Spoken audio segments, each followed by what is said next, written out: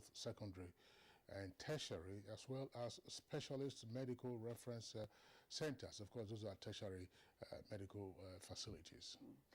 All right. Now, in spite of all these developments, there has been hue and cry over the quality and cost of healthcare services in the country, and which, of course, is usually the excuse made by, the not well-to-do citizens who usually embark on medical tourism. Well, apart from that, the health sector has been plagued by incessant industrial actions and brain drain over the decades. This is, of course, in spite of the shortage of medical personnel in the country. Now, worried by these developments, the federal government took some bold steps to change the narrative to make that sector better. Now, President Muhammadu Buhari already set up a committee headed by Vice President Yemi Osinbajo to commence the development and implementation of a health sector reform program for the country. And this will be in collaboration with the state governments and the Federal Capital Territory Administration. Indeed, the committee is also to undertake a review of all healthcare reforms adopted in the past 20 years with lessons learned and factor them into the development of the new sector reform program. So how would the reform look like this time around, and what areas of the sector should it focus on? And what is, of course, the cost implication for the reforms, plus in particular the costs for healthcare for private and, if you like, also public citizens. And indeed, Kinsley, I should also add that the committee has 6 months to submit its report. And there are so many questions to ask. For instance, the role that the subnational governments and of course should play, and how the health insurance scheme should be improved upon to cater for the teeming population. Now, how will the reform address the brain drain again experienced in the health sector and reduce incessant industrial strikes? These are some of the issues, of course, that are prevailing in the health sector that we intend to focus on. There will be more, of course, as the conversation continues. And our focus today, again, is on health sector reforms in Nigeria. And on this note, I welcome all of you from wherever you're watching to Tuesday's edition of Good Morning Nigeria. And we're broadcasting live from our station here in Abuja. I am Claire Adelabu Abdulrazak. I'm Kingsley Osadolo. I also welcome you to the program. It's time now for us to take the highlights of the morning news. And here is our colleague, Musbah Donwahab, with the news. Very good morning, Kingsley and Claire. The news. Federal government is reassuring Nigerians that the second Niger Bridge, Lagos-Ibadan Expressway and other legacy projects under the Presidential Infrastructure Development Fund will be completed and put to use within the second term of this administration. President Buhari gave the assurance of the ongoing midterm ministerial performance review retreat in Abuja.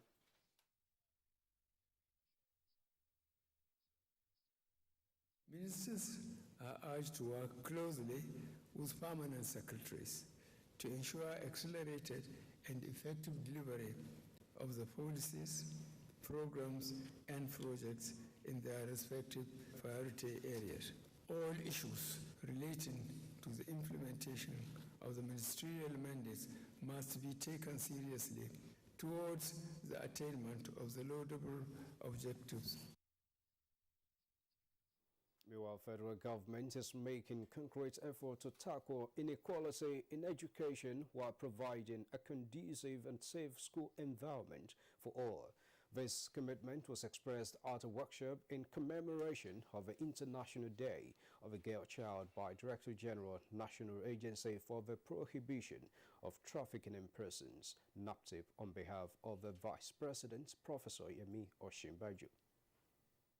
In my community, not everyone supports girls' education because they believe that girls will get married and move to their husband's house. In 2020, the Federal Executive Council approved a World Bank credit facility in the sum of $500 million to finance the Adolescent Girls Initiative for Learning, an empowerment project to improve secondary education opportunities amongst girls in specific states.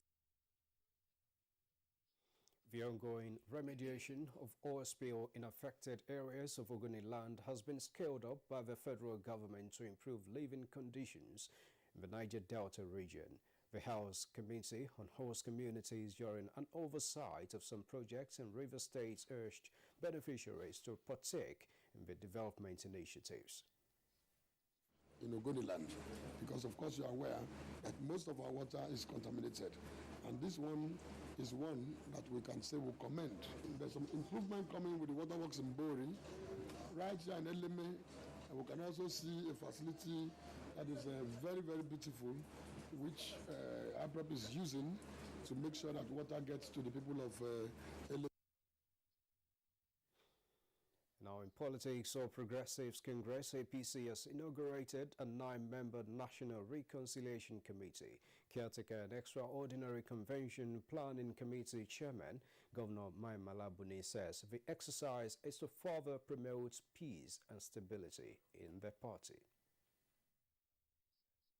The terms of reference of the committee are as follows: to conduct appropriate engagement between identified groups, to consult with party leaders, submit a report to the National Chairman Caretaker Extraordinary Convention Planning Committee. Your report on resolution of these discrepancies will indicate our readiness as a united and strong family for the National Convention. Your assignment, therefore, has great impact and influence on the convention. From the other side, Chairman of the People's Democratic Party PDP National Convention Organizing Committee and Governor of Adamawa State, Hamadu Fintiri, says it is too early to discuss consensus, even though the party's constitution provides for such a scenario. He was speaking after meeting with various subcommittee heads in Abuja. INEC is aware, we have written them, and they are duly informed. We guarantee free, fair, and transparent primaries. We have been here before. It is a familiar path. Away from politics, 6 women and their 9 children from Chibok community of Borno State have been rescued from their abductors by the security forces. The abductees were presented to Governor Babagana Umara Zulum in his office at Musa Osman Secretariat, Maiduguri. I want to assure you that the federal government of Nigeria, under the distinguished leadership of President Buhari and indeed the Borno State government, private security agencies are doing everything possible to ensure that the remaining ones that are abducted, including those that are abducted from the Chibok school and others, are rescued. On COVID-19 update, the Nigeria Center for Disease Control, NCDC, has confirmed 284 new cases of COVID-19 in 19 states and the FCT. The breakdown indicates that FCT has the highest number of the day with 67, followed by Kaduna with 33. Rivers has 31, Anambra 23. Lagos and Osun recorded 22 new cases each. Cross River and Edo recorded 18, while Ondo has 13. Others are Plateau with 12, Nasarawa has 6, Kwara 5, Imo 4, Benue 3, Niger 2, while Delta, Ekiti, Jigawa, Ogun and Oyo states recorded just a single case each. Nigeria now has a total of 207,978 confirmed cases of COVID-19, out of which 195,626 were treated and discharged, while 2,756 deaths have been recorded so far. And that's the morning news, and Good Morning Nigeria will bring you more in the course of the day. The program will continue in just a moment with Kingsley and Claire. The center is purposely established in order to provide these services that are examinations, medical examinations and investigations that we are not provided for in Kano as well as the entire Northwest region. is equipped with modern technological equipment. In terms of radiological services, we have MRI 1.5 Tesla, we have digital X-ray, as well as 4D ultrasound equipment. The importance of the center cannot be overemphasized. Just within 1 year, the center attended to thousands and numerous patients, as well as medical examinations. NKDC is established in order also to provide these healthcare facilities as a discounted price. This message is from the Federal Ministry of Information and Culture. Enjoy faster connectivity and amazing discounts in the Airtel HBB seasonal offer. Get a MiFi for 9,999 Naira plus up to 55 gigabyte data, or a router for 19,999 Naira plus up to 160 gigabyte data. Offer valid while stock lasts. More data, more you. Reliable home broadband by Airtel, the smartphone network.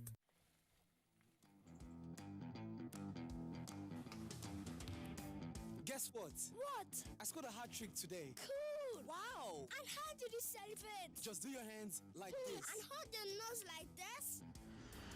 Body odor is caused by germs. That's why you need the new improved Dettol Cool soap, which protects against 99.9% odor-causing germs with an extra burst of menthol freshness. Dettol, be 100% sure.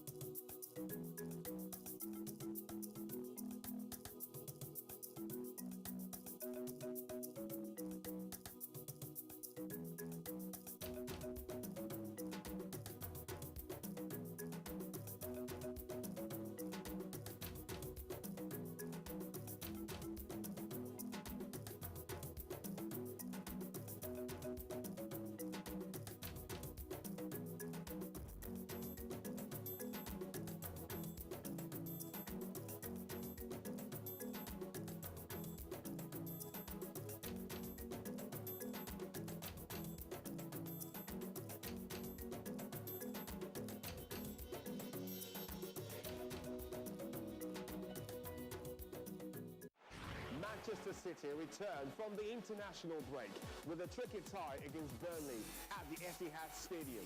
Will they get their desired victory? Find out this Saturday when Manchester City take on Burnley on the Premier League Live, showing on the network service of the NTA from 2:30 p.m. The Premier League Live is brought to you by Baba Ijebu and powered by Integral.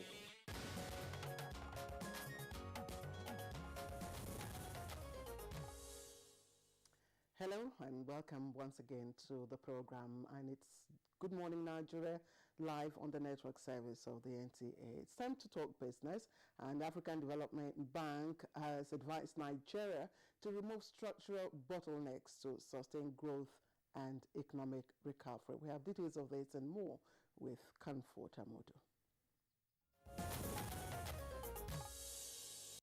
Nigeria's economic growth rate contracted by 1.8% in 2020, posting a minus 2.1% growth rate in gross domestic products, its lowest in 2 decades, following the impact of COVID-19. This has affected all sectors of the Nigerian economy, especially infrastructure development. African Development Bank says Nigeria requires $15 billion annually to have economic resurgence and investment in infrastructure. President of the bank, Dr. Kinwumi Adesina, gave the indication at the midterm ministerial performance review retreat in Abuja. Public-private partnerships, or PPPs, should be accelerated to finance major infrastructure all across Nigeria. Especially the pension funds should invest in infrastructure. Governments can also implement infrastructure asset recycling models, where existing infrastructure assets on government books can be turned over to the private sector, freeing up financing for governments to invest in new infrastructure needs. On the issue of trade and investment, Akinwumi Adesina says the African Continental Free Trade Area presents a major opportunity for Nigeria, with consumer and business expenditures in Africa projected to rise to $6.7 trillion by 2030. With business news, Comfort Amodu. Many thanks, Comfort, for the business package. Coming up next for us is newspaper review.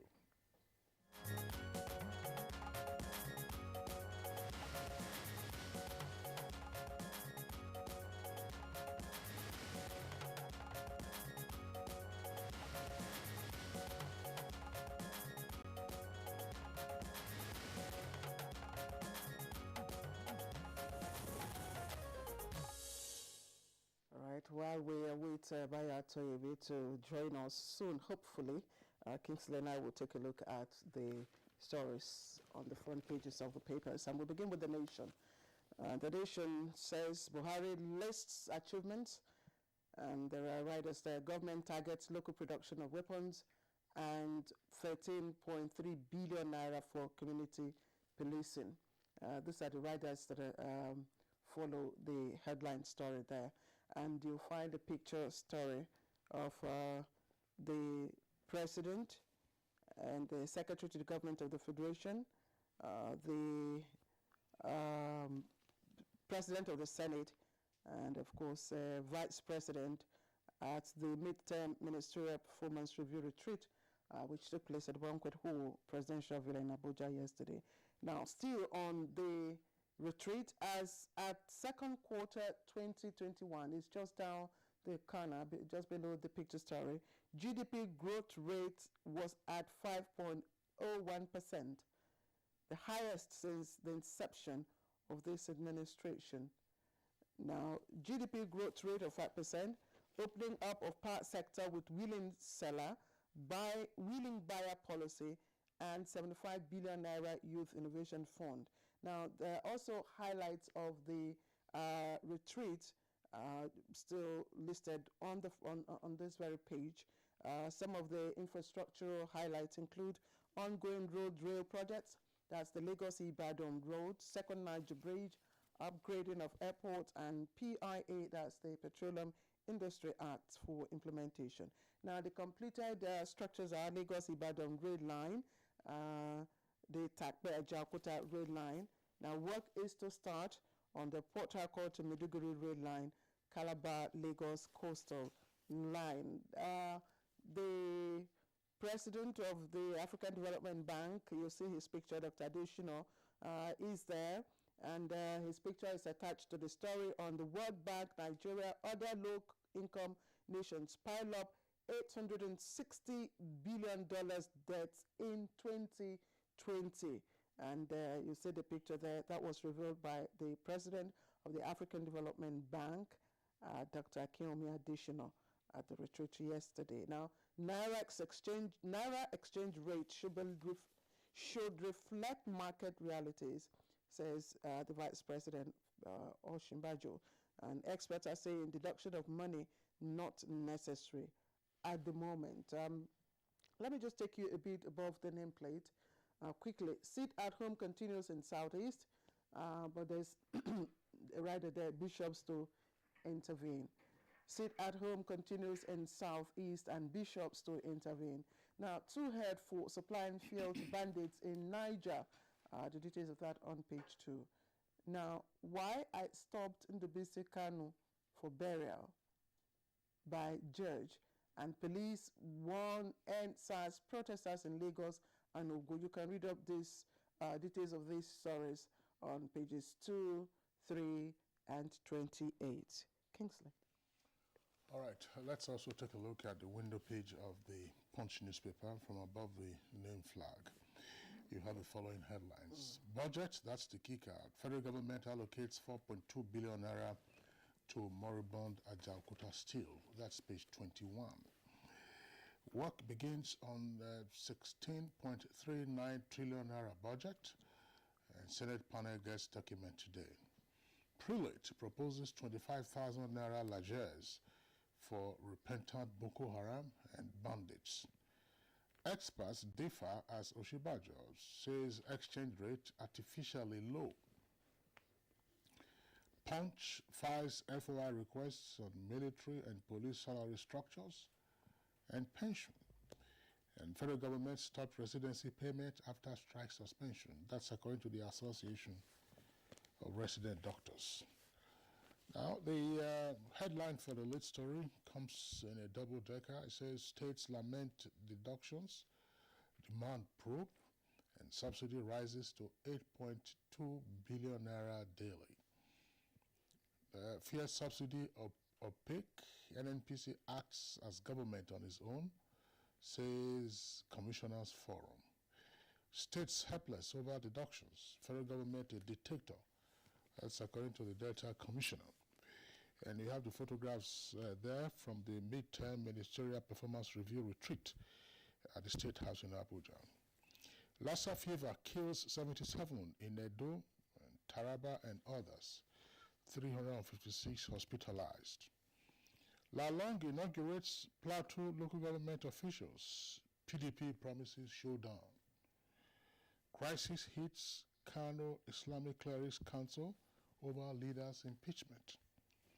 14 cardinal commissioners swap portfolios, chief of staff reassigned. Assailants stabbed to death 42-year-old head teacher in Borno. And ICPC arraigns ex-presidential aide Obono Obla for certificate forgery. That's on page 30. Those are the headlines from the launch. Okay, Kingsley, I think that the the midterm ministerial performance review retreat yesterday, it brought quite a number of issues to limelight, not as if we're not aware, especially the completion of some of the infrastructural projects. We know that the 156-kilometer Lagos-Ibadan angle of the road has been completed, and it's also quite heartwarming to know that other projects, embarked upon by this administration will be completed within this tenure. Well, that's the president's promise, yes, and that's his promise. of course, the president has around about how many months now to wrap up his tenure. So the midterm ministerial review is quite timely, and we do hope that there will be more KPIs, that's key performance indicators, set for the various ministers. But I think that one of the stories that one would like to comment on is from the Punch. The headline says, that's above the name flag, it says budget. Federal government allocates 4.2 billion naira to moribund Ajaokuta steel. That's page 21. Now, the impression when you read the headline is to assume that the government is pouring water into a basket when you say moribund. Ajaokuta has continued to maintain skeletal services, and some of the workshops at Ajaokuta are functional, but it's just that as a steel complex, it has not been completed. So you need a minimal amount of operation right now. Otherwise, the entire plant will go to waste. So it's not. I'm not the one to justify the amount, whether it is sufficient or otherwise. But it isn't that Ajaokuta is moribund. Ajaokuta is being brought to life. That's part of what we have heard. Some years ago, members of the National Assembly visited the place, and there have been promises. There have been, of course, further liaison with the Russians and the Ukrainians to see how you can bring it back to life. But there are minimal skeletal services that are ongoing at the company. But as a steel complex, it is not fully functional, and you need someone. And they also have staff. I think that's a bit of more exaggeration using the word moribund. Like you said, and the rot, in the company over the years, it's not something you overturn in within a period of time. Like we were told, restructuring that company is incremental and is gradual. So I think, like you said, skeletal work going on in the company. Indeed. As experts have indicated, Ajaokuta is a topic that we have discussed on Good Morning Nigeria on a number of occasions. And it's a pity that the steel complex has not been completed. Experts say that once you fire a steel complex, you don't switch it off. It will run for years and years and years and years. And that's why a steel complex is usually cited close to a water source, because it needs all of that for its cooling system. Ajaokuta is massive. It's massive. It's just what is left is this little. But of course, we have also had litigation in and around the complex itself. Now, the other story, Claire, has to do with the Vice President's statement that the current exchange rate is artificially low, and rather it should be left to market forces. Well, that's the Vice President's opinion, some experts would say, and that it would be one of the greatest risks that we could ever take, to say you want to leave the exchange rate to market forces. To say simply demand and supply. What the central bank is doing, and the central bank is supposed to be an autonomous institution by the CBN Act, it's a managed float, what is called a managed float. Not that you leave it to the vagaries of market forces. And we have seen semblances of currency speculation against the naira. So if you don't have persons who decide to assault your currency on the basis of demand and supply, what would you do? The vice president, in making that statement, he clarified, and I'd just like to read out some of the points he raised. He said, preserving the value of the currency, maintaining favorable external reserves position, ensuring external balance without compromising internal balance, and the overall goal of macroeconomic stability are the main objectives of Nigeria's exchange rate policy. That's so how does leaving the exchange rate to the market forces, affect those indices is just raised? No, well, I think it's for the vice president to clarify what he said. I'm basing it on the basis of, I'm speaking on the basis of what has been reported and what I also read online. Those key factors that he mentioned, they are relevant. Maintaining macroeconomic stability, maintaining healthy reserve. Okay, why have we not been able to maintain a healthy reserve, as it were? We say crude oil prices have been low for many years. It's only now that crude oil prices are picking up. But we do know that we are heavily dependent on imports. And part of those imports include refined petroleum products. So it also means that we have to take care of our domestic economy and then use fiscal measures to discourage certain kinds of imports into the economy. So it is not, it's not sensational for the reporters to have said, look, the vice president said that the naira is artificially low and you leave it to market forces. It is one of the views that you normally will have in terms of managing the forex regime of an economy. Do you leave it to market forces, or do you leave it as a managed float? And I think that the monetary policy authorities, in this case the central bank, have adopted the managed float, and which is why we're having this. And in any case, Vice President also referred to the disparity. This has been an argument that we have had in this economy. We have had this the argument in this economy for well over 30 years now, since the introduction of the second-tier foreign exchange market in 1986, and then you then started having a disparity. In the past, it was some minimal amount, that's the margin, but now the level of arbitrage is so high. So why are you having the arbitrage, and why are you unable to deal with the arbitrage, where you have the higher end window about 400 and something, and the parallel market is about 500 and something? But is the managed float system not intended to bridge the gap to arrive at the convergence?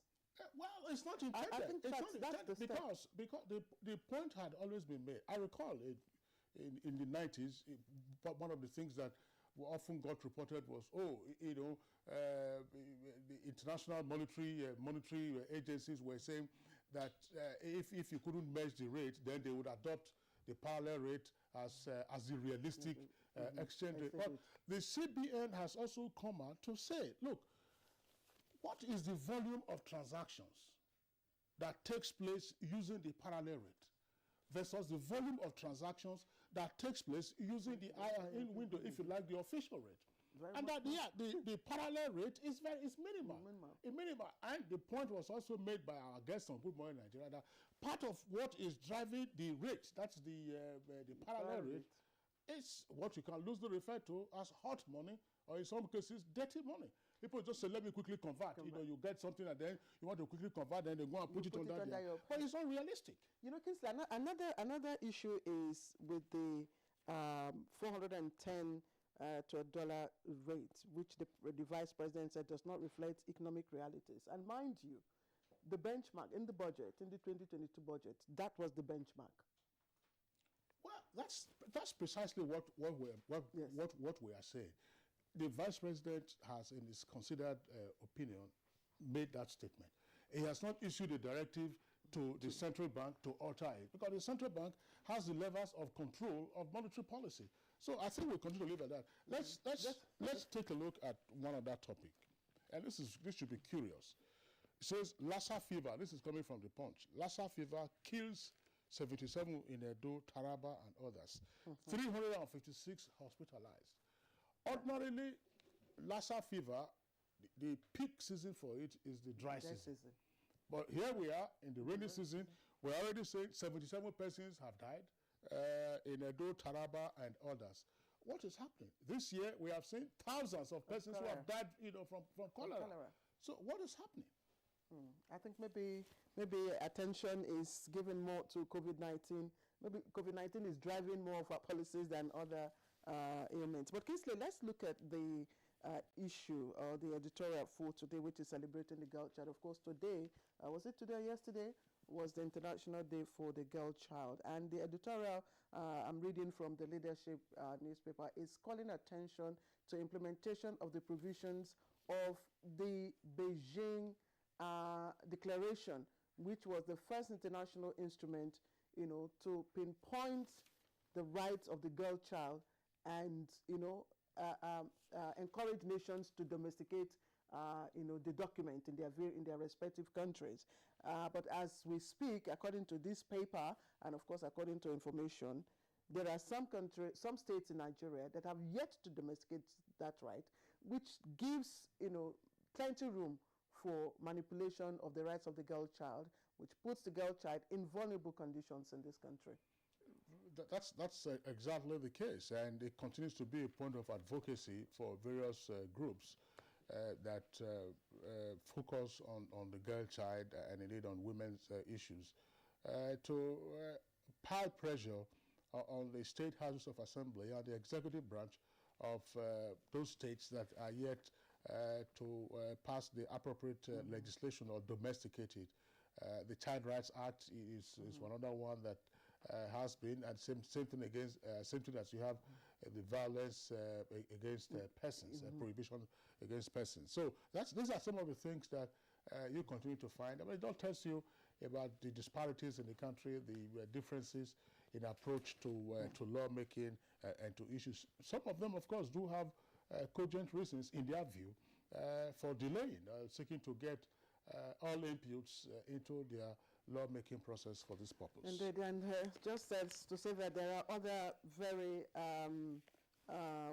important suggestions and advice that the president of the African Development Bank, made to the meeting, that's the midterm presidential ministerial retreat yesterday. But we'll leave that for our conversation because it will be part of the issues we'll probably look in the larger part of our conversation. But for now, let's take a short break, Kingsley. All right. Yeah. So when we come back, we'll get ahead with our principal item for conversation, which is on health sector reforms.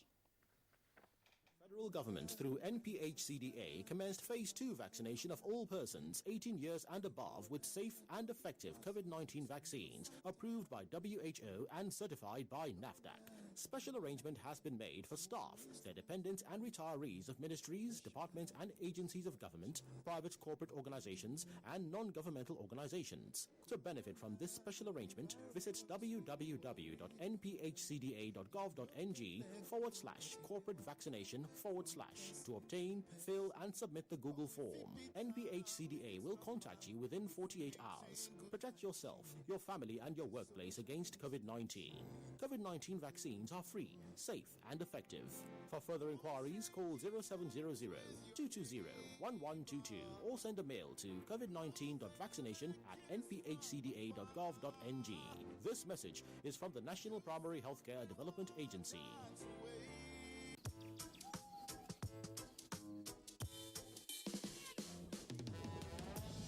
Here today, gone tomorrow. 'Cause you volatile like the water.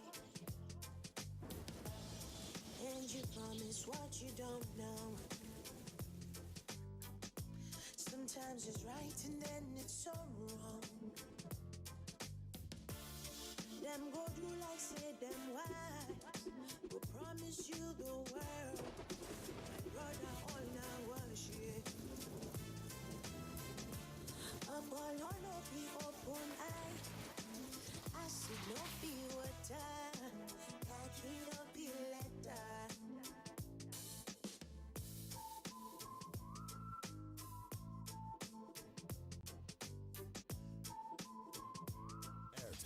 The smartphone network. I dey enjoy Nollywood film, Orisun, PBO, AMC be my best channel. But ST Nollywood Plus they show the latest Nollywood blockbuster on top classic bouquet. How I want take watch am? My pikin dey enjoy 5 children's channels. But you won't add DreamWorks on top am. I be telenovela lover and I like ST Novella E and Starlight. But I hear say the series on ST Novella E Plus on top classic bouquet. They totori person pass waiting I dey see now. And I won't watch am. Shey I go need pay 800 naira extra. From September 1, Star Times they summer you better package. But no fear, we no increase price. Join this offer.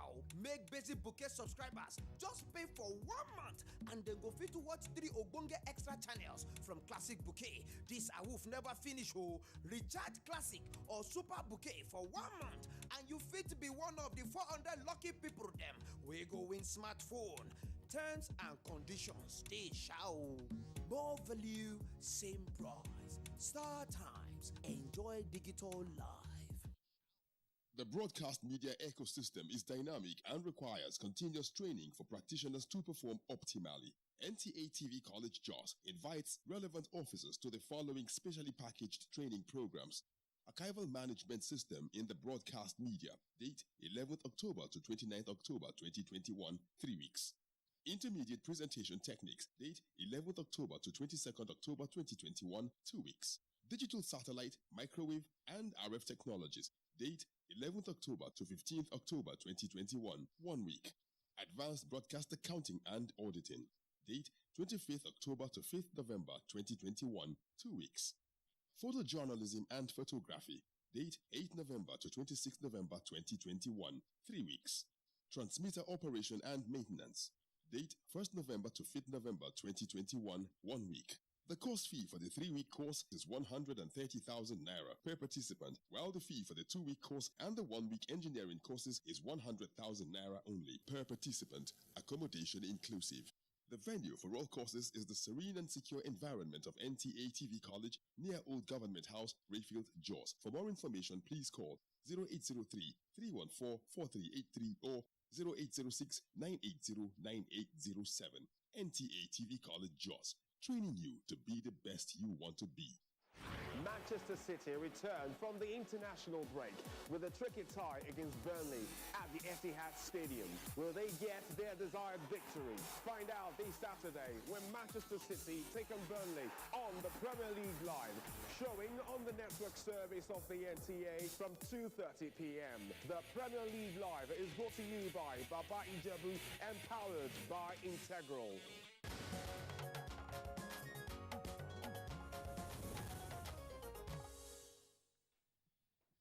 All right, welcome back, and you're watching Good Morning Nigeria live on our station. That's the NTA network service.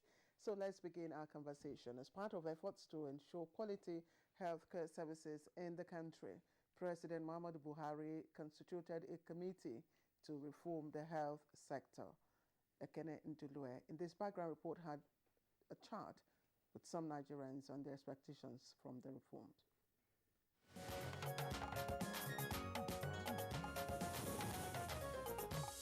Over the years, the Nigerian health sector has been faced with several challenges which have consequently affected provision of quality healthcare for the citizens. Prominent among these challenges are inaccessibility to quality health care, especially for people in rural areas, high cost of medical treatment, and inadequate medical personnel. Hardly a year passes without a major national strike by doctors, nurses, or other health professionals, with reasons ranging from poor salaries to inadequate government investments in the health sector. No wonder Nigeria has a life expectancy of 55 years, which is among the poorest in the Committee of States. What reforms would citizens love to see in the health sector? Innovative type of hospital that will be well equipped for service delivery. The price of things were rising, even though purchasing of drugs, so many things. Changes will start first from taking care of the doctors. You understand? Because without the doctors, all the preparations they are making cannot work. Things have gone up really. Price of drugs, the consultancy fees too have escalated as well. Hopefully, things will turn around for the better as President Muhammadu Buhari has constituted Health Reform Committee to commence the development and implementation of a health sector reform for Nigeria. The committee is expected to review all health sector reforms adopted in the past 2 decades and lessons learned, which will be factored into the development of the new health sector reform program. What form will these reforms take? How soon will Nigerians begin to see changes in the health sector? Guests on Good Morning Nigeria will be speaking to the issues in a moment.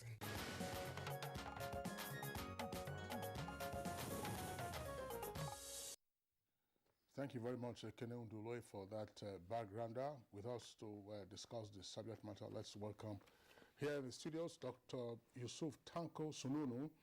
He's chairman of the House Committee on Healthcare Services, also a former General Secretary of the Nigerian Medical Association. He's serving as a member of the Presidential Committee on Healthcare Reforms.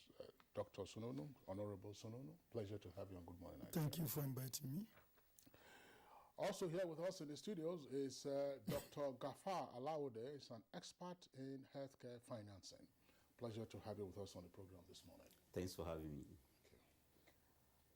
All right, we also have joined us via Zoom Dr. Ibrahim Wada. He's Chief Consultant Gynecologist, founder and chairman of NISA Hospital, and also Chief Executive of Gariki Hospital in Abuja. That's a public-private partnership PPP model with the Federal Capital Territory, FCTA. It's a pleasure always to have you with us, Doctor. Thank you. My pleasure to be with you. All right, gentlemen, once again, I'd like to have you on the program. Incidentally, we've had a number of attempts in the past towards reforming our health sector, but the fact that we're returning to the same subject matter with the new presidential committee would indicate that all is not well just yet with our health sector. So, beginning with Honorable Sununu, are we this time around looking for a silver bullet to fix our healthcare system? Well, thank you very much. But let me first of all recognize my mentor, my senior colleague, Dr. Wada. He means so much to me and he means so much to healthcare in Nigeria. A pioneer of a private-public partnership, which is a beginning to set up a reform in the system. And Garki is a very good example of how to move about, and we hope that we get ourselves there. Well, really, if you look at the situation, I think the president needs to be commended. The need for reform cannot come at a better time than now. When you look at the whole situation, the major determining factor as far as all this concerned is COVID-19. It has done so much damage to the economy. It has made a lot of people to be unemployed. It has even gone with a lot of healthcare workers who have sacrificed their lives in an attempt to ensure that world is protected. So with this, you have to look at it. What are the damages? And the president found that really, when you look at the resiliency of the healthcare system with COVID, it shows that not only in Nigeria, world over, that the resiliency of health system is not as it was thought to be. Because countries like Germany, America, US, and others are all on their knees. And people are now beginning to go back, think inward and out of box to see how we can save the situation. Take, for instance, now, as at 2 years back, if you look at the World Health Organization, in terms of human resource for health, it recommended a doctor for 600 patients. In Nigeria, as at then, it was one doctor to 6,000 population of people. Now, in the last 2-3 months, you've seen the number of healthcare workers that have moved out of country. I was in the Nursing and Midwifery Council of Nigeria, and averagely, almost 1,000 nurses leave per month. In the last 17 years, we lost almost 17,000 nurses to the overseas. So it means that we really have to restructure. We'll have to look at what is making them, despite the fact that we are training them, what can we do to make them stay in the country? And we must also look at how much can we produce to match the exit. Because if you cannot match the exit with inflow, it means you are going to be working at a deficit, and that will not be in the interest of the country. Look at the infrastructure. When pre-COVID, we only have 3 laboratories in the country that can diagnose COVID, molecular laboratory. Even though the COVID has really, we learned a lot of lessons, and the federal government, a partnership between the executive and legislature, was able to produce. So far now, we have more than 150 public-based laboratories. And then we only have fewer than 20 ICUs, but now we are proud to have more than 120. But in all these things, if you look at population versus access, you know that really our population of over 200, or nearly 200 million, cannot be served with only 120 molecular laboratories or isolation centers. It's grossly inadequate. This also necessitates. So we're not looking for a golden silver. It is necessity. We must do it. And otherwise, we'll be left behind. The health sector reform must be done. All right. Honorable Sonono, thank you. You've mentioned Dr. Wada, so I'll just take my question to Dr. Wada before we come back to Dr. Laode. Dr. Wada, it's good to see you. And going through my producer script, it's amazing to know that there was a time in this country when Nigeria was a center for medical tourism, when people from other parts of the world come here for medical treatment. I also found it quite interesting, and of course I observed this during the time of Ransom Kuti, when primary health care was flourishing and all of that. And Kingsley asked a question: what exactly are we looking for? Are we looking for something that is new? Are we looking for something that we do not already know? What is it that has been going for you in the Gariki model that would be, not novel in the present health reforms? Thank you very much. I'm honored to be here, especially honored to share the platform with a great man like Honorable Somuno. The reality of what he has said is the gift of God to Nigeria in terms of human beings is unrivaled anywhere in the world. I'm proud of my country. God bless Nigeria. God bless you, Honorable. God bless the people who are looking after our health care in the Senate, in the executive. Let there be no doubt that Nigeria has the right people. So why are we where we are? Using the statistics, he said, people are leaving. We are not able to meet health for all by year 2000. We couldn't meet Millennium Development Goals in health, nor even the Sustainable Development Goals now they don't look like we're going to catch it and be the best in the world in, telling the world that we can do this. However, because we have the right people, because we do have a great country, whether anybody likes to hear that or not, there is extensive hope. Are we looking for something new in trying to establish a new health reform committee to come and tell us how we should go? The answer is absolutely no. Health reforms have started in this country in the 1940s. Can you believe that? Into the 70s under the military and the 80s. And I remember as a child, health for all by year 2000. I remember. So we are not looking for something new. We are looking for renewed vigor in applying what we know, selecting why we made mistakes in the past, why the 1946 reform failed. What about the aim for health insurance right from 1960? Why did it take us 20-something years to put it, or more, actually 40-something years, to be able to actualize it? Why is it limping now? Those are the questions that must be asked from past history to give us a way forward, select the best, what we can do, we can afford, move on with it.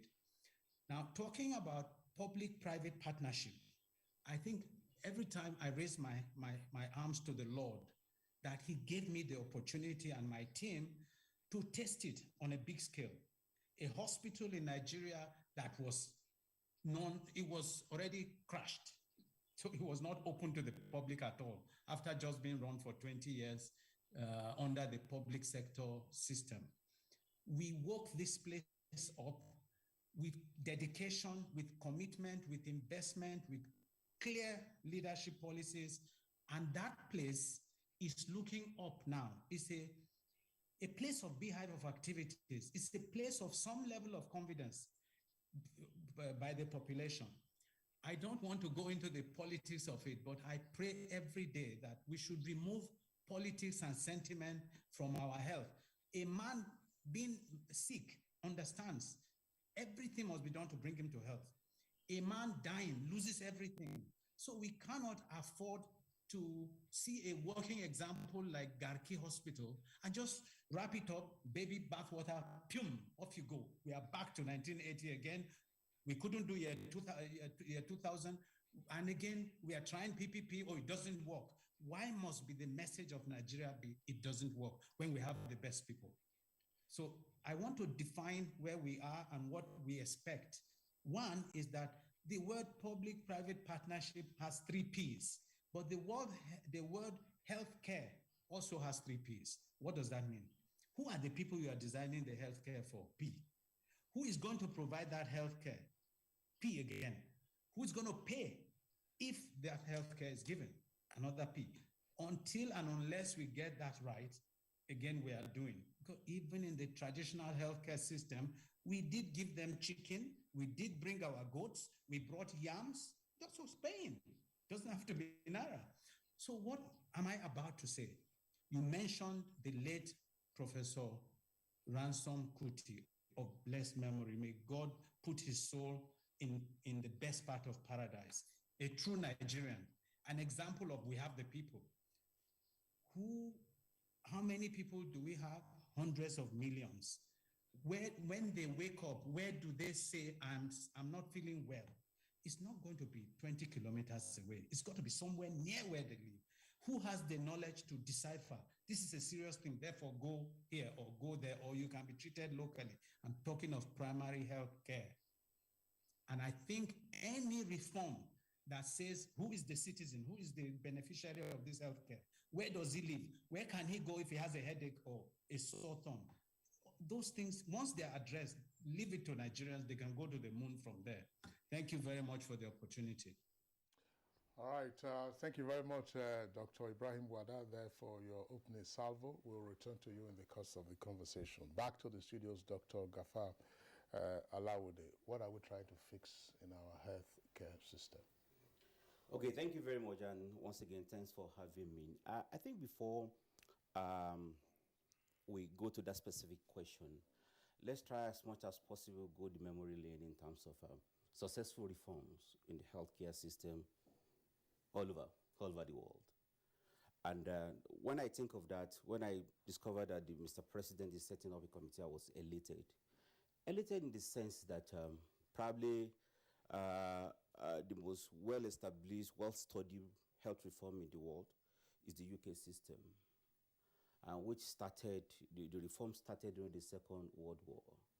And as a response to the hardship that people were feeling there, the Labour Party then in 1941 decided to set up a committee, similar to what Mr. President is setting up, to look at how do we reduce the hardship, how do we expand social health insurance coverage generally, which would include health. They did the report, and the Popular Beverage Report came out in 1942, which recommended establishing the National Health Service in the UK, which essentially established the institutional and financing framework for health, which will make everybody to be able to have access to the health care. And after then, there have been similar examples, and in Turkey, the reform started with similar exercise, and then in India and many other countries. What is the commonality here? The process started in those countries as a political process, not just technical process, where we have the political leader trying to define the reform, the change they want to see in the health. Don't let us forget that policy is essentially politics. If you remove politics from policy, you are left with just policy documents, which will not fly. So we need to get that clear and see the opportunity in the ongoing process. Very, very important, because most of the countries in the world, the process started like this. But it's not automatic that when you set up a presidential committee or high-power committee that they will deliver. What have we learned in the past? In most cases, when you set up a committee like this, usually the focus, usually heavy on the content of reform rather than the context and the process of translating the content of reform into the action. And you see a lot of discussion, and like Dr. Wada, a very senior, highly referred colleague said, probably a lot of things that we need to do we already know. So if we now focus on what do we need to do, put it in the document, you discover it's not likely to fly. As we are looking at the content in terms of reform, the financing, reform, the human resource for health, institutional and everything, we should be looking at what are those processes and what are the bottlenecks, what are the impediments to the previous attempts, and what do we need to do differently this time around. But coming to the content now, of course, we have to get the content right as well. We need to reform, first and foremost, financing landscape is essential. It's part of the P that Dr. Wada mentioned. Somebody has to pay. Anywhere in the world, somebody has to pay for any form of service, including healthcare service. So what do we need to reform in the financing landscape? One, we have to look inward and see from both public and private investment and everything, what do we need to do to improve investment in the healthcare? Analysis have shown, studies have shown that a country that are spending below certain benchmark, which were a lot of them, they will not be able to expand healthcare access to the teeming population. So funding is very, very important in terms of money coming from government and money coming from other aspects as well. But it's not only about the volume of resources alone. The efficiency of spending in terms of spending in Naira on healthcare, what amount of health should I get from that 1 Naira? If I'm getting below it, who is asking question and who is taking necessary action? It's very important. Number two, there are a lot of things we can say about finance, but number two is the institutional arrangement and capacity. You cannot have an 18th century institution and you expect it to deliver on the 21st century development agenda. We need to look inward, reposition our institution to make them more effective and able to deliver on policy. When Honorable Sunono committee finished with their work, it is not Honorable Sunono that is going to implement. It is still going to be the ministry, department, and agencies that are going to implement this. So we have to see how do we have 21st century institution. Of course, we are not saying something will change overnight, but as part of the process of implementing whatever they are coming up with, process of institutional repositioning has to be very, very clear. Number three is our accountability framework. In terms of who is asking questions for the billions and billions at the national level and subnational level that we are spending on health. Who is asking the question? What indicators are we looking at? What is the platform for asking the question? But in terms of the content as well, while I agree with Dr. Wada that there are many new things, but there are still some new things we have to look into. We've been talking about human resource for health. People are going to the UK, going to Saudi and everything like that. The simple truth is that does Nigerian government, looking at the budget today, able to absorb all medical graduates? The answer is no. But Kenya is doing something very, very important, which they launched just a couple of months ago. They established a relationship with the United Kingdom and said the excess health workers and other countries that are doing, the Philippines and others, the excess health workers that we are not able to absorb now, maybe we'll be able to absorb them tomorrow. But can we enter into a relationship with you where you help us train them further, and there's some economic benefit for us? Don't let us forget. Doctors, you don't know Dr. Wada and myself that are medical graduates that went to the maybe public university. It was Nigerian government that paid our tuition. So if Nigerian government paid the tuition for medical students and they graduate and they go abroad without plan for coming back, or Nigerian government, what has Nigerian government gotten with it? So those are part of the new things we have to incorporate to the reform. Agreed. Bulk of what we did we already know, but at the same time, it has to be evidence-driven. We have to look at what is happening elsewhere as well and see what we can do differently. I would like to stop here for now. Yes, Dr. Laude, thank you. But do you see a gap in all of the items that you have enumerated as issues to be, looked at in the reforms? Do you see a gap in the previous reforms that has, made them ineffective, that have rendered them ineffective? And I'm looking at it from the point of view of contextualizing the needs, the health needs and behavior of Nigerians, which should drive the reforms in the first place. Is that a gap there? Absolutely, absolutely. There are a number of gaps. Number one gap that is very obvious from previous attempts. Probably the previous attempt did not actually reflect the context of the country, especially the federal context of Nigeria. Nigeria is different from Rwanda, Ghana, and many other countries that people turn to Mecca to go and study our reforms. Nigeria's political system is more complex. We have a federal system, and we have different tiers of government that have constitutional responsibility to make policy and implement policy. And any attempt to reform without taking into consideration, thank God, Mr.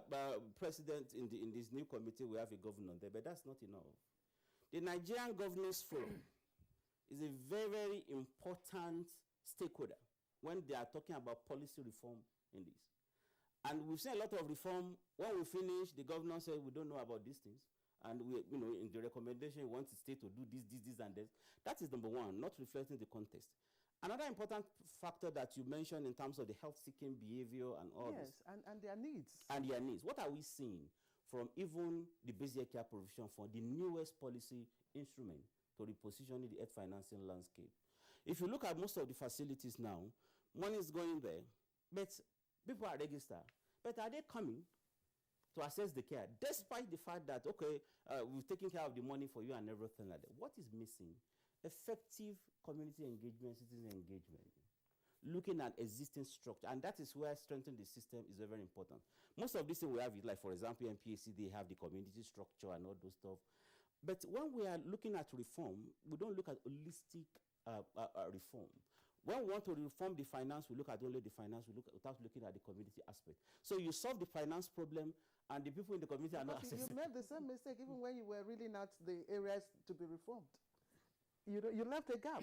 Well, there is no way I will be able to say everything. Dr. Gafar, yes. Thanks. Honorable Sonuno, I want to skip you in the meantime and go to Dr. Ibrahim Wada on the basis of his current experience and the historical background he provided to healthcare reforms in the country, dating now well over 80 years. Dr. Wada, one of the issues that we have often taken on Good Morning Nigeria, particularly in recent times, has to do with the gap we find in our public policy ecosystem. The difference between a blueprint and then the outcomes, and that whole process of implementation. Why is it that reforms that are enunciated, when you see the blueprint, you say these are the recommendations of the committee, Honorable Sununu and his members, they have worked, this is the report, everybody will praise it, then it starts to roll. A few months down the line, a few years down the line, everything packs up. You have the entire landscape is littered with countless examples. I mean, just to say, this is by the way, Niger Delta has a development master plan designed by the NDDC. As we are talking, I don't know where that plan is, and nobody in Niger Delta knows what that outcome has been. In terms of our healthcare reforms, is it advisable, therefore, to just say, look, what were the salient issues in each of the earlier reforms? Why did they fail at the point of implementation? And then get the committee to focus on those implementation challenges. I think we've suffered over many years in all sectors about plan not being actualized. Part of it is that a lot of those plans are on the pillars of bureaucracy, and those bureaucratic principles rest on government. For long, Nigeria suffered repeated changes of government. Now we are lucky, we are fortunate, and that's the real area of hope, that the democratic experiment that was birthed in 1999 seems to be sustaining, seems to be solid.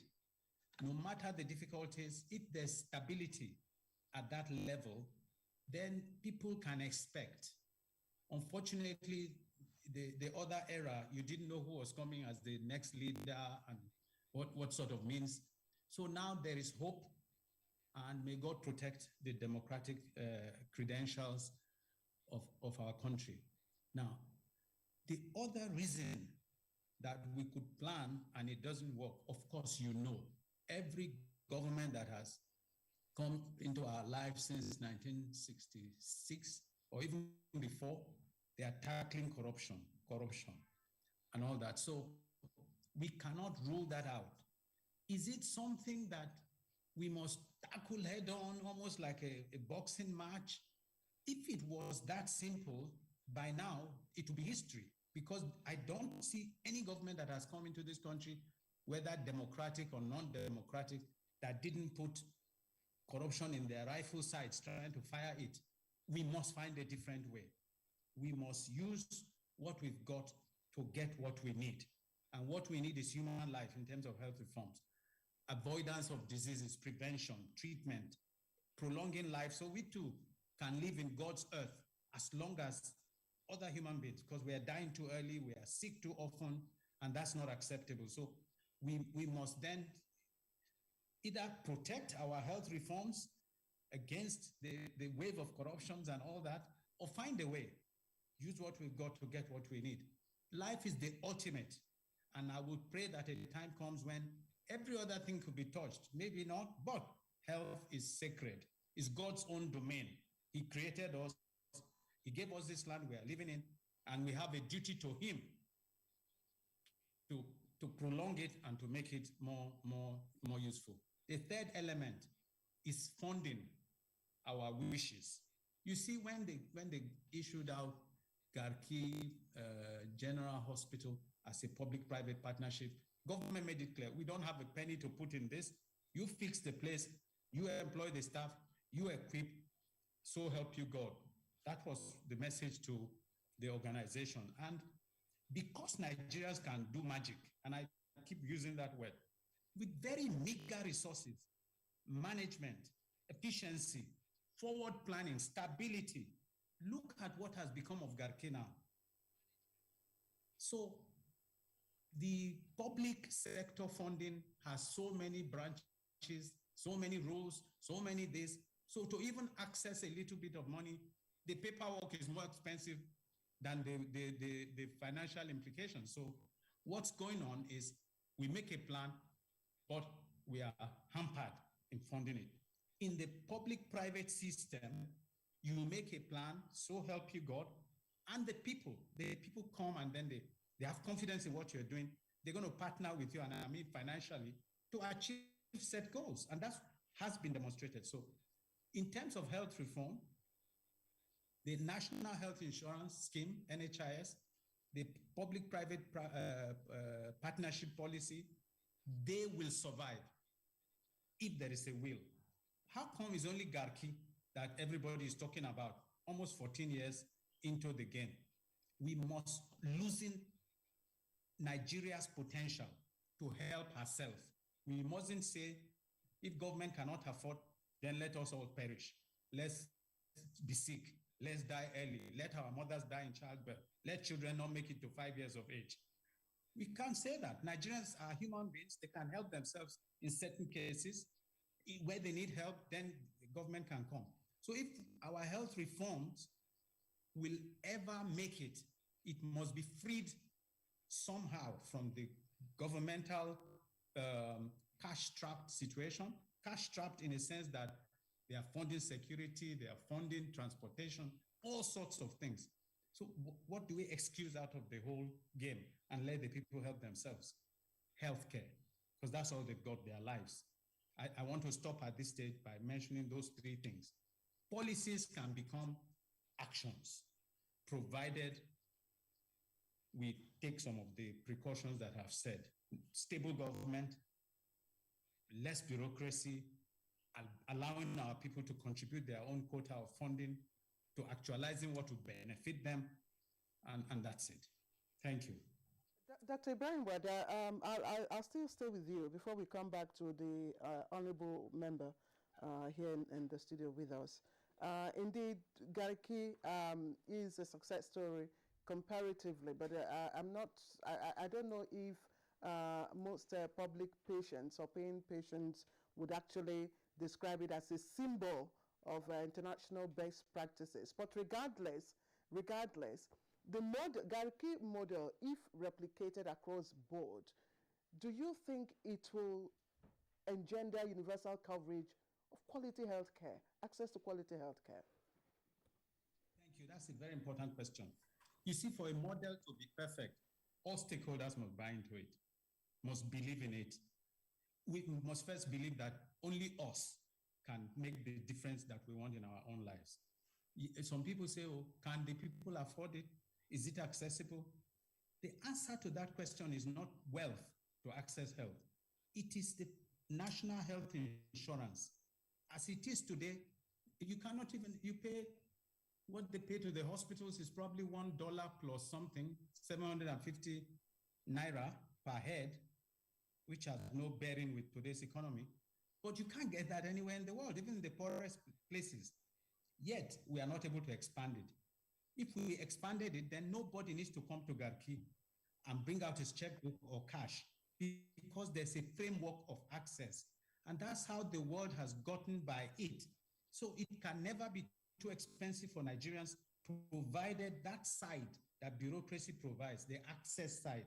Pay a little bit of money every month, anytime you are sick, no matter how expensive that sickness is going to be to treat, you get access, because we are all our brother's keepers. Everybody's chipping in a little every month to make sure that anyone in the community that falls foul of his health is helped. So I can tell you that is a missing link, although at the moment, more than 60% of people that are using Garki, they don't pay out of pocket. Majority are NHIS, some are from private organizations who are paying for them. So if you come closer, you have a model here that you can sit and say, let us dissect its strengths and its weaknesses. If all stakeholders had come together believing in the PPP, believe me, by now, most of the hospitals will be on that note for efficiency and competition, and people will be able to walk in and walk out like they do in England. And I remind people, if for 1 second anybody in England has to pay for his health care, or in America for that matter, nobody will go to their hospitals. They are too expensive. Or Germany, or anywhere in the world. The reason why they are going is because there's contributory health insurance. And I thank my brother, my friend, Dr. Sungunu, and his colleagues in the National Assembly when they said that all Nigerians should be mandatorily covered by health insurance. That is our first step in the journey towards universal health coverage. Like anybody can do it. I am saying Nigeria has the people and the financial wherewithal to do it. But we must separate all those three things I've told you, believe we can, and let's get on with it. And it is not just government that can take us there. So I think I can leave it at that point, that Garki should be studied. It should not be wrapped and thrown, and then our 15 years or so of our history buried. We start all over again. Why? So I think I can leave my point on that emotional note. All the work that more than 600 Nigerians have been doing every day, every month for the last 14, 15 years, you can't just wish it away and say, oh, it's not working. You should ask yourself, what can I do to perfect it? And get on with that. Thank you. Thank you very much, Dr. Ibrahim Wada. Let's come back to Dr. Sununu, who's a member of the Presidential Committee on Health Sector Reform. Dr. Sununu, what is the critical focus of the committee? What is it looking at? Is it broad spectrum, or there are specific targets that you are aiming at? Well, thank you very much. I think I wanted to respond to some of the issues discussed prior to now. So that fantastic. That's good on that. Very well. Yes. If you look at the issue of reforms in the country, I think we started getting it wrong when we emphasize more on curative services rather than preventing services. If you look at all the previous reforms until now, most of the reforms are on curative care. And that's why so much billions were spent in trying to build mega hospitals in the country. And that doesn't really work much. For example, now, let's say the primary health system.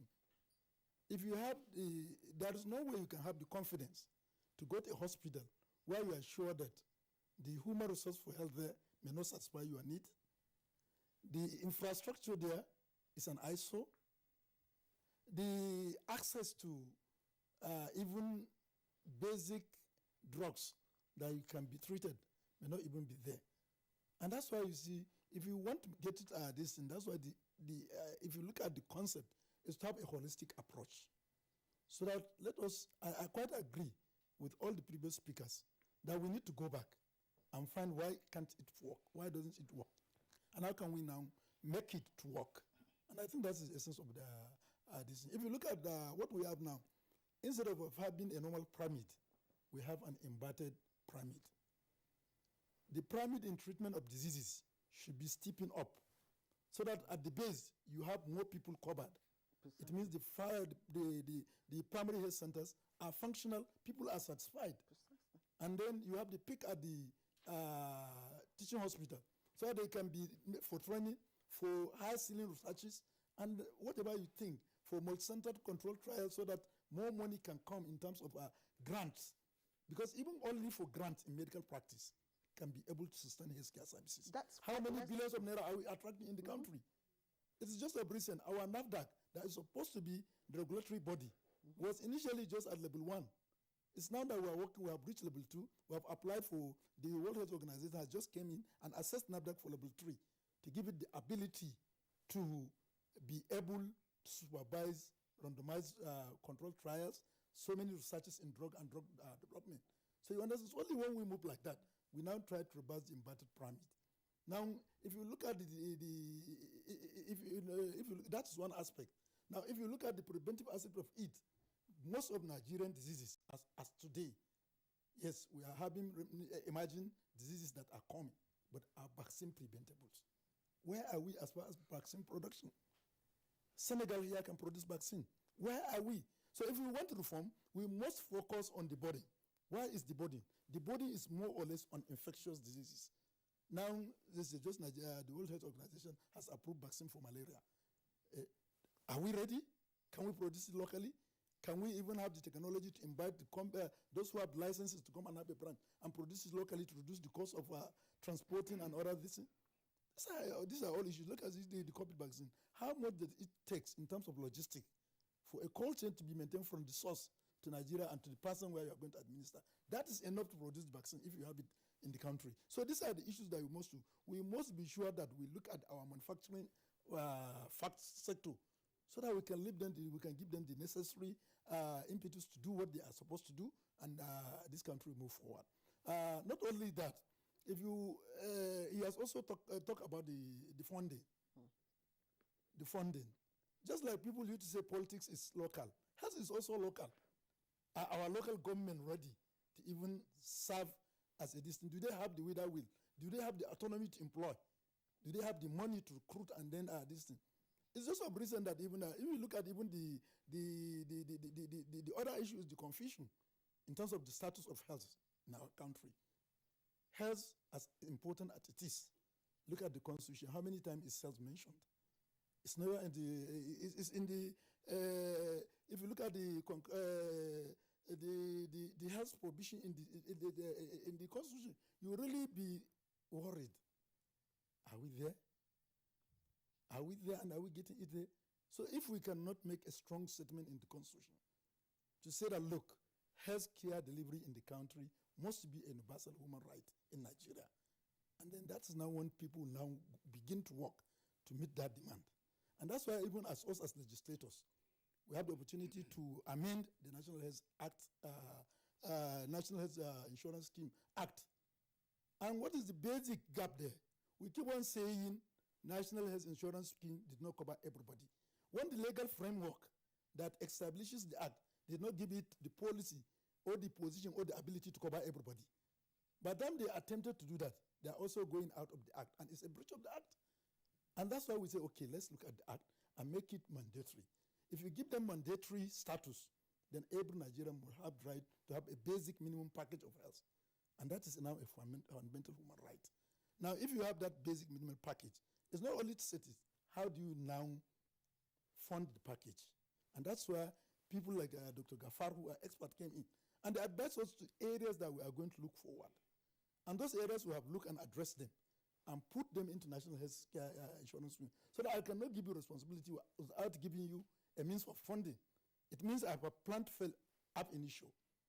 And I think we have finished our work as National Assembly, and it is now with the executive, and we do hope that Mr. President will assent to it. And once that is done, now we have hospital replicated that will be replicated like Garki. For example, now, any hospital, I'm telling you, any hospital that enroll or participate in National Health Insurance Scheme and have less than 10,000 enrollee, that hospital is likely to crash in the next 6 months or in the next few months come, because most of their resources will be going in delivering services without this. But when you have over 200 people in there, 200 million people, Nigerians, are now covered. Okay, let's say it's still 760. Now, when it terms that 760 capitation by 200 million, it translates into large sum of amount. So why are we not moving forward? Because very few people are covered, less than 5% of the population. Are you likely to effect any reform in the per head cost for NHIS? That one doesn't need to even be it doesn't need presidential reform. The Act has mandated them. They have given the policy. The Act did not say that charge 760. No. With time, you have subcommittee to review the implementation and find bottlenecks so that they can now develop their policy document. Act cannot cover everything. It must give a room on which for the organization to develop a policy. And that's why a lot of this, they have what they call, some they call it guideline, some will call it framework, so that they can develop. That guideline can now be changed. If in the guideline it said that everybody should be covered by 760, the guideline over 5 years can be reviewed. And nothing will say that no, 560, even what it can, there is no way it can cover anybody. Okay, say yes, we can leave it, but let's expand our coverage to 50% of Nigerians. You know, now more money is available to the system. Dr. Sonono, Yes. Let's return essentially to the focal issues around the health sector reform. Yeah. You're talking about healthcare insurance, which is fine. So the patient goes to the hospital. There are a number of issues that will arise. One, that's why I'm saying, what is the focus? Are we also looking at our pharma security? That's to say, pharmaceutical security. Because that's a key point that has arisen. You talked about vaccines already, but a broad range of medicines are imported into this country. Two, equipment and facilities. Yes, I'm coming to that. You see, if we are going to have a focus, everybody knows we have what we call pillars of health. And once those pillars are not erected firmly, definitely whatever you go, it will collapse. The reform must look at must pay for emphasis and focus on human resource for health. And this is one of the most vital aspects of the health that we must look at. It's not the gadget you have. We have so many equipments here, you understand? But put the best equipment and then put somebody in your position who is not trained. Nigerians will not be satisfied to watch NTA. You understand? So have a gadget, and that's why we go and import so many gadgets without even training those who will man the distance. So we have to look at the human resource for health. We have also look at the healthcare delivery chains in terms of the primary health centers, the secondary tertiary institution, and the teaching hospital we have. For example, nothing stops our teaching hospital to be comparable in terms of hygiene, comfortability with Transcorp Hilton Hotel. So that we can have an amenity that people can even go there and while away their time when they are tense enough. You understand? But you have come to a hospital where it is an ISO, cleanliness is not optimal, definitely your confidence to go there. So we have to look at all the delivery system. Let's make the hospital as our own friendly as possible in terms of the nature of the infrastructure and this. And also we have to talk of funding. The funding is where we are lagging seriously back. People thought, you talk of Rwanda and other countries that have gone far. What measures have they taken? They were in Nigeria. We had Abuja declaration that says give at least 15% of consolidated revenue fund to healthcare delivery system in every country of Africa. And what is the reason? African government realized that they are getting back. The mortality and what have you is not improved. Indices is always getting back. So they now came to have an Abuja declaration. And as far as we are concerned now, even this year's budget is probably around 4.3%, I think, of the consolidated revenue fund. So it means we have a long way to go. And funding is the most vital aspect. If you don't have fund, definitely have all the structures you have. You cannot pay staff. And then you may have a lot of instances like people who come and distort the services. And that's this thing. So we also must look at leadership framework and healthcare delivery. Yes. Go ahead, Cicely. I have a question for him before we go on break. Yeah, you pop the question. I will reserve my question until we come back from the break. Because we keep talking about funding as a challenge. And this question is going to Dr. Gafar. You can incubate the question. Do we actually even have value for money from what we are either budgeting at the moment at all levels? Do we have value? Are we spending the money right?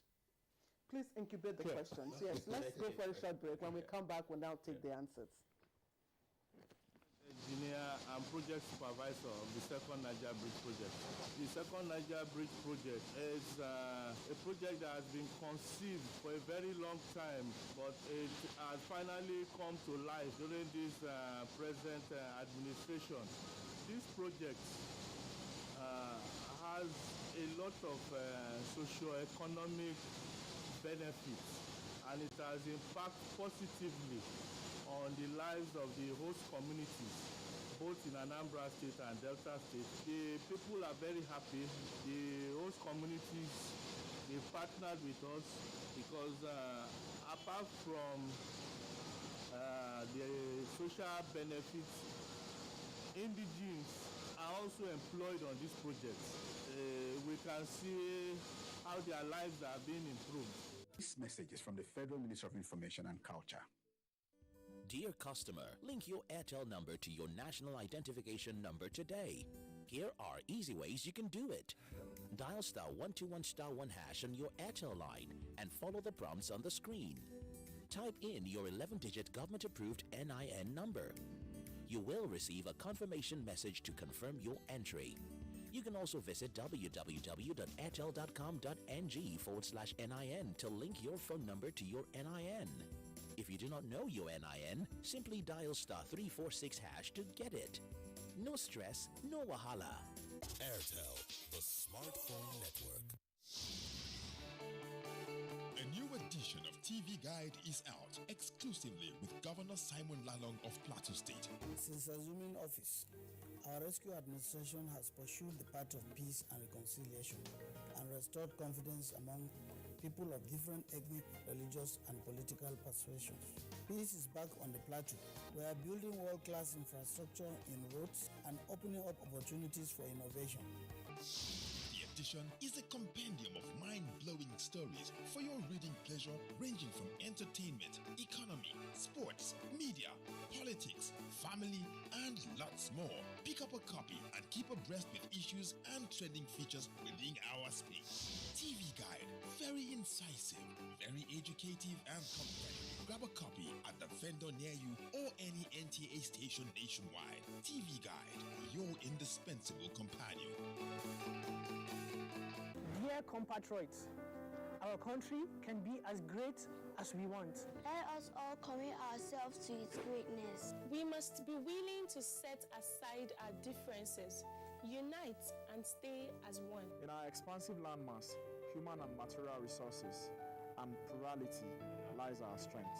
Let our challenges lead us to rediscover our common ground, and together, let's find solutions. This will take some time, so it requires patience, tolerance, and forgiveness from every one of us. Let all hands come on deck to protect and transform our country. Let us unite and see each other not as adversaries, but as brothers and sisters. Together, we can build a better Nigeria for ourselves and for the next generations. This message is brought to you by the National Orientation Agency, NOA, with support from Nigerian Television Authority, NTA. Manchester City return from the international break with a tricky tie against Burnley at the Etihad Stadium. Will they get their desired victory? Find out this Saturday when Manchester City take on Burnley on the Premier League Live, showing on the network service of the NTA from 2:30 p.m. The Premier League Live is brought to you by Baba Ijebu and powered by Integral.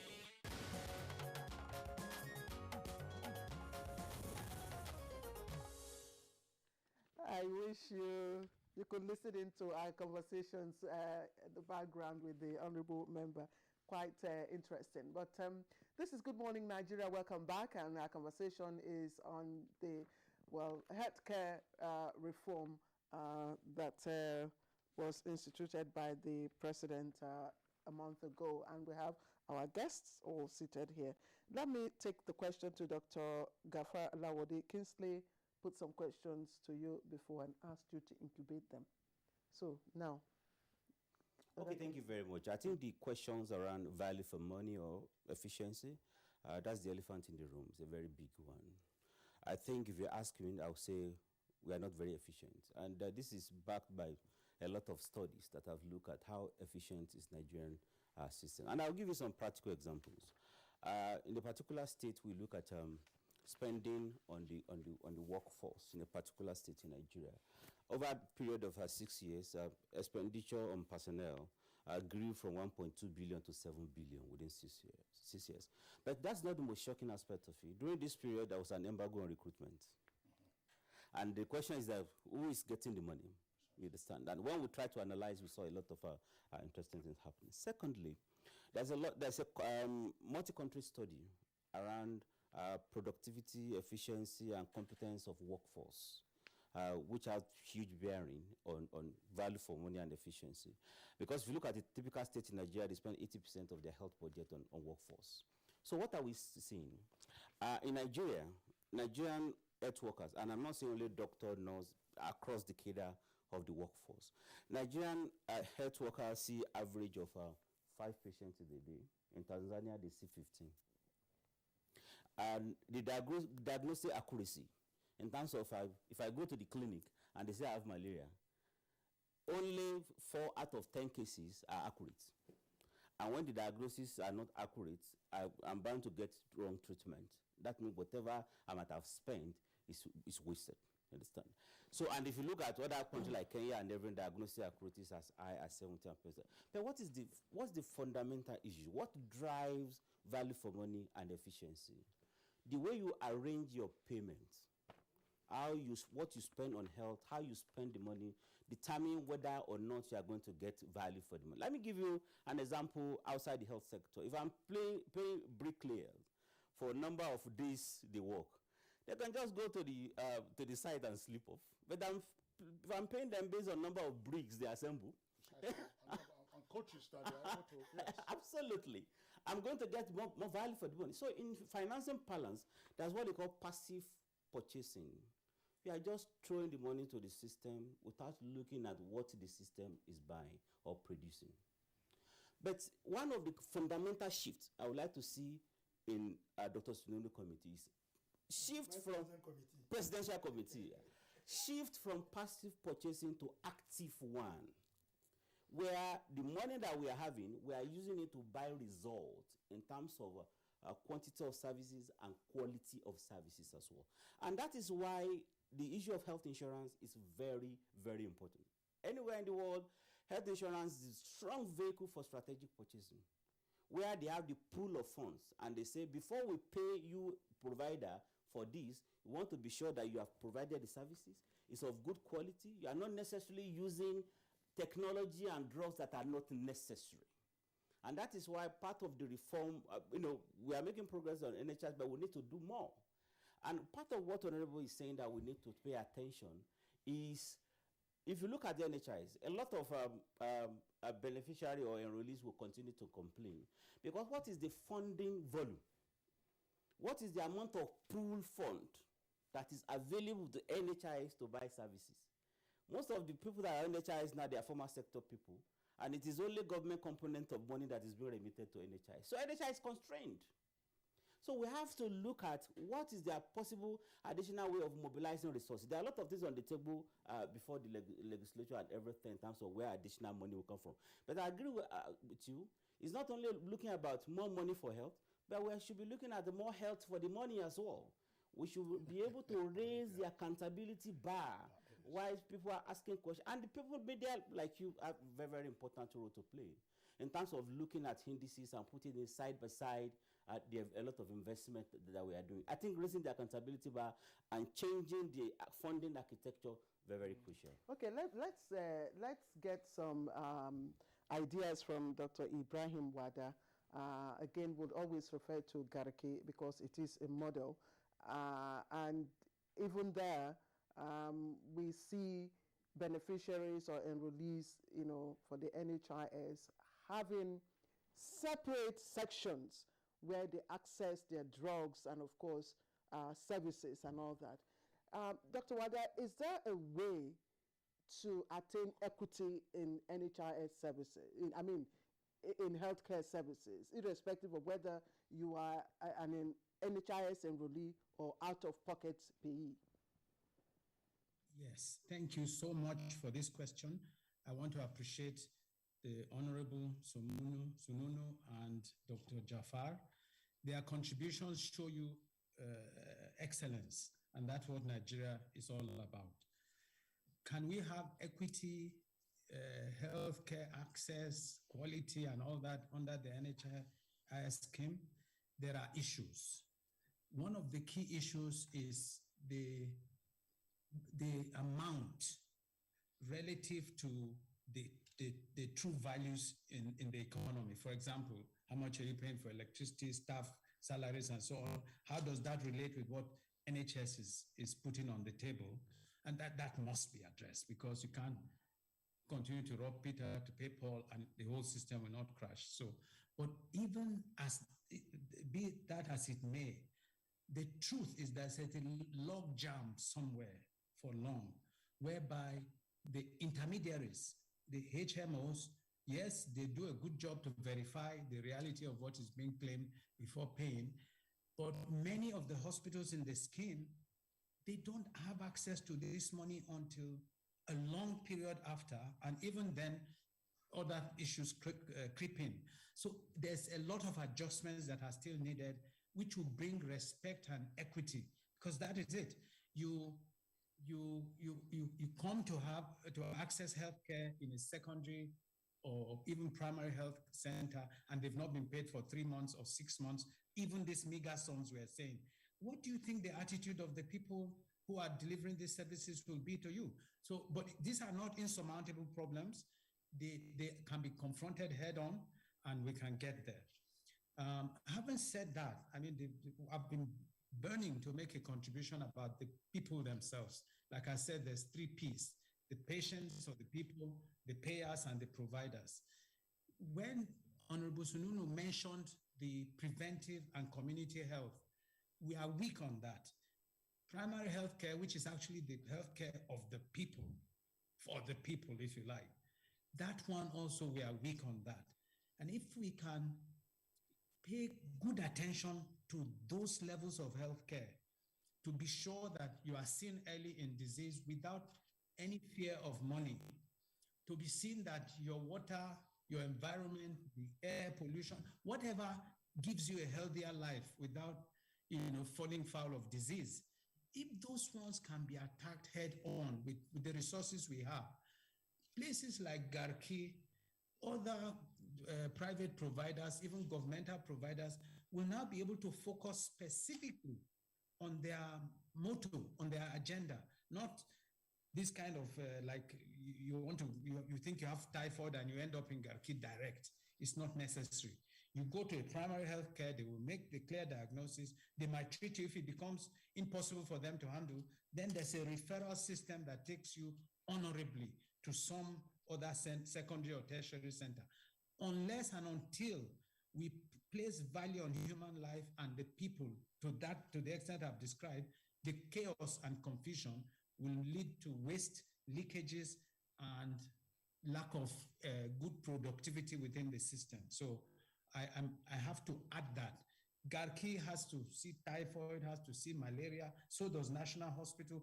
They waste a lot of energy and strength at that level that should have been sorted very close to where the individual lives, with environmental sanitation and protection that would have prevented a lot of those so-called malaria, so-called typhoid misdiagnosis or diagnosis. So I hope this kind of contribution will help those who are in the committee, that what can government afford? Is it primary care? Is it community and preventive health? Let us put every effort of government to make sure that everyone has a place of call when they are sick without the financial implications. The rest of it, secondary, tertiary, gradually we must get it right. Thank you. Dr. Wada, thank you very much, but I still want to stay with you for this point. The argument has been very well articulated with regard to what we need to do about preventive healthcare and whose responsibility that ordinarily should be. If we had an efficient local government system, that's one area they could easily take care of. So the politics of it is important. That's the context that Dr. Gafar also mentioned. But we have seen for several decades running now a rise in private healthcare delivery system, such as we have also seen a rise of the private sector in our educational system. And to the extent that even from anecdotal evidence that we don't quite get full value for budgetary allocations on health at all levels of government. Could it be, I'm just wondering, Dr. Wada, whether it's a PPP arrangement or otherwise, you mentioned a moment ago in terms of takeoff of Garki Hospital, government says we're not putting a penny there, go fund yourself, go run it. Could we probably tinker with something and say, look, there are lots of inefficiencies in our healthcare spending. Sometimes you find some of the luxury vehicles that ordinarily you'll be finding with CEOs of blue chip companies elsewhere in the world. That's what they are using as their project vehicles and so on and so forth. Could government then say, if I say I'm referring to government at all levels, say we would allocate a certain percentage of our resources, target certain hospitals, and there are top range private hospitals in Abuja here. I've seen them and say, look, as part of our equity stake, this money we're going to invest in equipment, or this money we're going to invest, in you hiring top grade staff. So that becomes your equity stake, in which case that organization should be corporatized. You have to have a board, you have to run it efficiently, so that government's money goes in there As I said, primary healthcare you've already taken up, but for you to get value for your money, private sector is doing well, and Nigerians, of course, like good things. If they know that your hospital is good, they will come there. They will come there. Dr. Wada. Thank you so much for this. I wish you were a member of that committee, in all honesty. You see, let me probably just say that since 1980, I've been in the government system in Jos, went abroad, came back to the government system at Gwagwalada, and then the National Hospital. So I know where the holes are, where the wastes are. And until and unless we take health as a public and private enterprise, entity, we are just still beating about the bush. You see, let me give you an example. The United Kingdom government sends patients to India for treatment with government money, where they feel that they cannot cope with the numbers. That's not to even talk about France, or the United States has partnerships with Singapore, which allow certain patients to go there, get treated in world-class facilities and back. We cannot afford not to throw both private and public resources at our lives and at our health. We may not do that for every facet, but for health, I plead with the Health Reform Committee people that this life belongs to God Almighty. It is not about public or private. Whatever mix can protect that life, we must adopt it. Garki was a press button fast forward development, to be honest. Before we could say Jack Robinson, Garki was able to offer the kind of services that our teaching hospitals were struggling. We got MRI in, we got CT in, we're looking at heart surgery, kidney, all sorts. And I can tell you, even the accessibility to such high-level services under that kind of public-private umbrella with government stakeholders interested, if they were, the people can walk in and get treated and live longer lives. So you are absolutely right in saying, can government partner with private on a more deliberate way, use their human, material, and other resources to provide services beyond primary care that will prolong life and help people? The answer is absolutely yes. And that time has come. Can government, like during the PTF era, when they will, the drugs that hospitals needed, they will import in large scale and distribute to public hospitals and so on. That time has come. Can the manufacturing arm be a government-private enterprise so that what Nigerians need is not left to, we will import, we will keep importing? These are the things that I think the Reform Committee must put on their table, is our health, the people. And it is whether they are accessing that health by private alone, government-private marriage, all towards one purpose, so be it. I want to emphasize that the primary level where people must not be denied help when they need, that primary level must be free of encumbrance. We started it in the 80s under Ransom Kuti. We need to go back to that stage where every household knows their hospital address.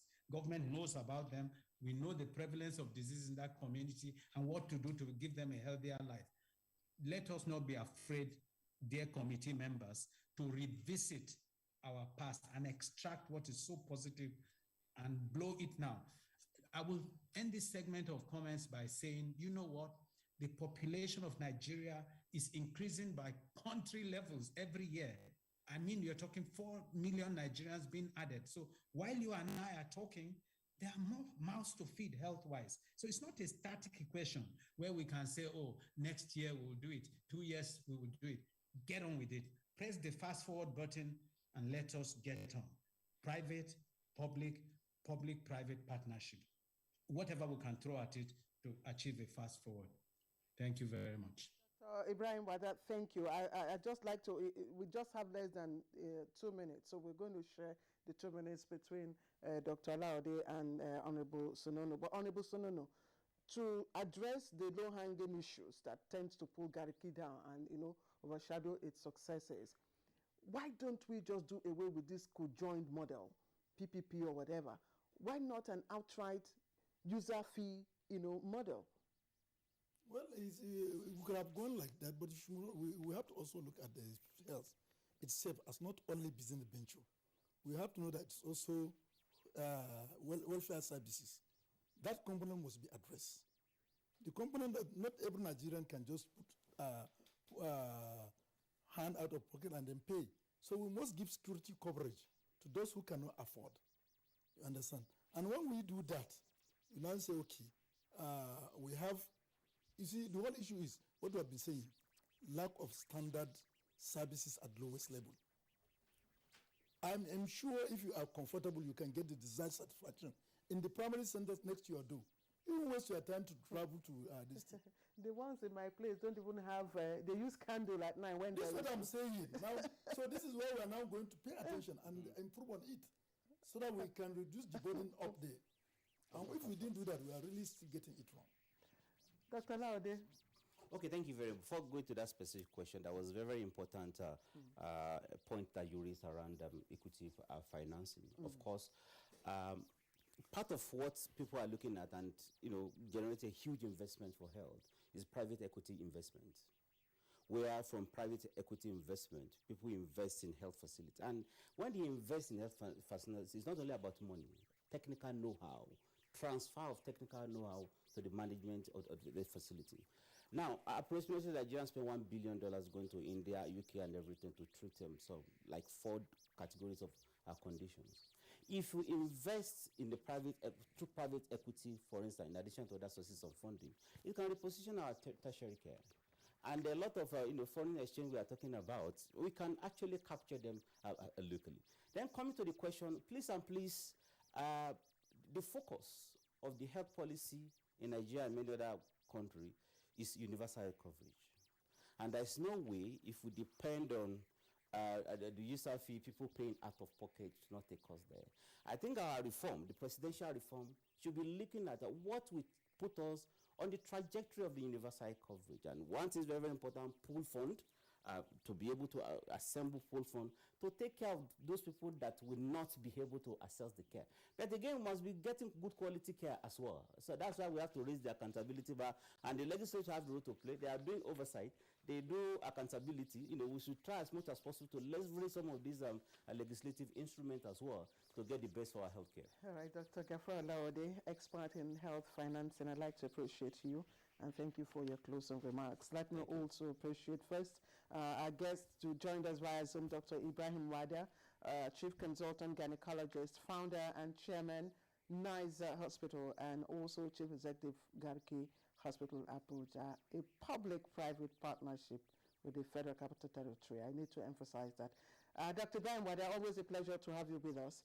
And Honorable Dr. Yusuf Tanko Sonono, Chairman, House Committee on Health Care Services, and of course, former Secretary General, NME, member, Presidential Committee on Health Sector Reforms. Thank you for coming. All right, let's join our foreign desk as we'll trail developments there. Tigray People's Liberation Front spokesperson Getachew Reda said Ethiopian army alongside allied forces from the northern Amara region began the attack to push Tigrayan forces out of Amara. The new offensive has shattered a ceasefire that Ethiopia's government declared in June as its forces retreated from Tigray, where it had begun pursuing the Tigray leaders who had dominated the national government for 27 years before Abiy took office and sidelined them. Thousands of people have been killed since the political dispute turned deadly in November last year. Meanwhile, millions of teenage girls across Afghanistan still await to return to school, while the Taliban allowed boys to attend classes.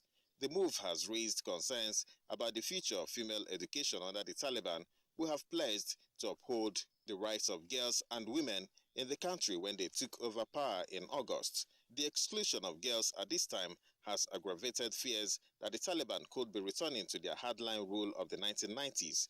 During that time, women and girls were legally barred from education and employment. In his address, the UN Secretary General Antonio Guterres also urged the international community to inject liquidity into the Afghan economy to avoid collapse. right, so that's it on Good Morning Nigeria today. Thank you for tuning in. The program returns tomorrow, same time, 7 in the morning. Look after yourselves. I'm Kingsley Osadolo. And of course, join us in the fight against rape and rapists, and do continue to wear your face masks, and of course, wash your hands. COVID-19 is real. I am Claire Adelabo Abdul Razak from all the production crew. Have a wonderful day.